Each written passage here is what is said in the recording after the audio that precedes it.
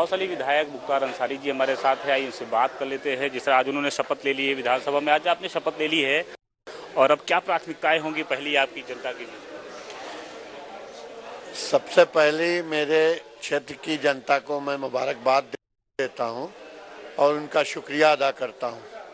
साथ ही अब देखिए नई सरकार बनी है, नई सरकार के को थोड़ा टाइम दिया जाए और देखा जाए कैसा काम करते हैं। अगर सबका साथ सबका विकास लेके चलेंगे तो ज़रूर आगे कामयाब होंगे।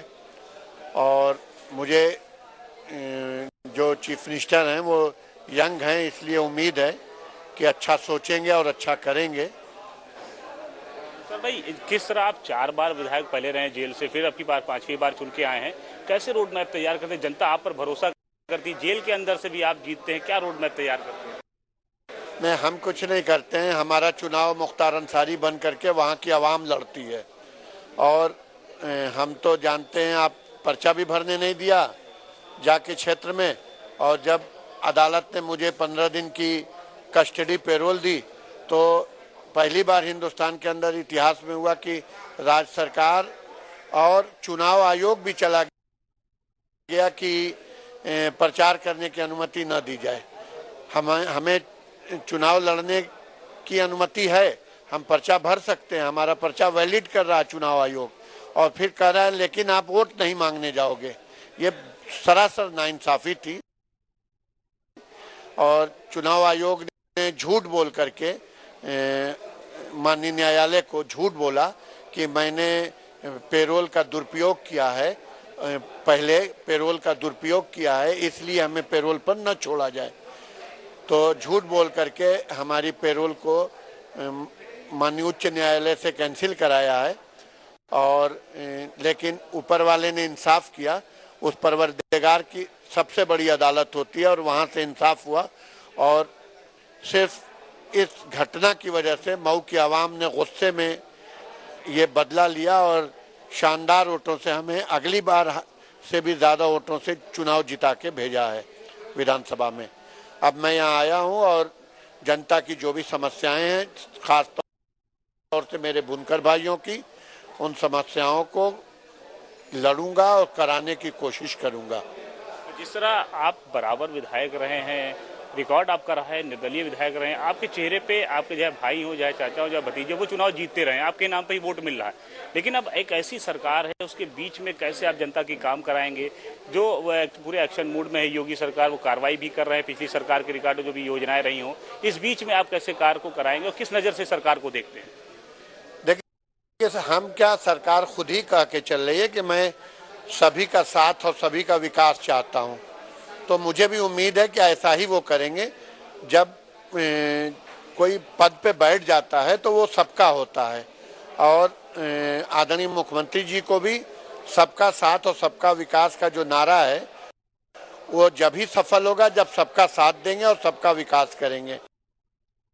और ख़ास तौर से अक़लियतों के साथ जो नाइंसाफ़ी हुई है, अक़लियतों की भलाई के लिए, उनकी शिक्षा के लिए, बुनकर भाइयों की जो समस्याएं हैं उन समस्याओं को दूर करने के लिए, बुनकर भाइयों का जो माल तैयार होता है उन बने हुए माल को गवर्नमेंट खुद खरीदे और ख़रीद के जो राशन की दुकानें हैं वहाँ सप्लाई अगर करे तो इससे बुनकर भाइयों का माल घर पे डंप न रहे, वो बनाए और बेचने का भी उनका काम होता रहे, तो इससे हमारे बुनकर भाइयों को बहुत फ़ायदा होगा। और सबसे बड़ी बात है, अगर माननीय मुख्यमंत्री जी से मैं ये अनुरोध करूंगा कि वो किसानों की तरह अगर बुनकर को भी बिजली मुहैया कराएं और उनका भी रेट फिक्स कर दें, या उनको जो गरीब बुनकर हैं उनके बिजली का वो माफ़ कर दें, तो ये एक बहुत सराहनीय कार्य होगा और इसके लिए मैं उनका स्वागत करूंगा। आखिरी सवाल हमारा है, जिस तरह खबर आ रही है प्रमुख सचिव गृह देशोशीष पांडा ने हाजिर किया है कि आपको आगरा जेल में शिफ्ट कर दिया जाए, किस नज़र से इसको देखते हैं? देखिए, ये तो एक बदले की भावना से कार्रवाई की जाती है और सभी सरकारों ने हमें परेशान करने के मकसद से ट्रांसफ़र किया है।